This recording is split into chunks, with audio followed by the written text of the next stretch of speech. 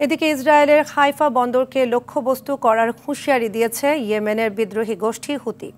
ফিলিস্তিনের অবরুদ্ধ গাজা উপত্যকায় ইসরায়েলি ক্রমবর্ধমান আগ্রাসনের জবাবে এই পদক্ষেপ নেওয়া হবে বলে জানিয়েছে গোষ্ঠীটি। ইসরায়েলের হাইফা বন্দরের নৌ কার্যক্রম অবরোধে কাজ শুরু করার কথা জানিয়েছেন হুতির সামরিক শাখার মুখপাত্র ইয়াহিয়া সারি।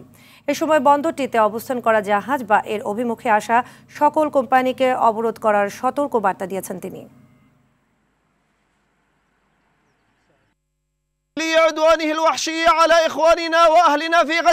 গাজার জনগণের বিরুদ্ধে গাজায় ইসরায়েলের বর্বর আগ্রাসন এবং অবরোধ প্রত্যাহারের অস্বীকৃতি জানানোর প্রতিক্রিয়া স্বরূপ আল্লাহর উপর ভরসা রেখে এবং আল্লাহর দেখানো পথ অনুসরণ করে আমরা হাইফা বন্দরের নৌ অবরোধ কার্যকরের জন্য যথাযথ নির্দেশ বাস্তবায়নের সিদ্ধান্ত নিয়েছি।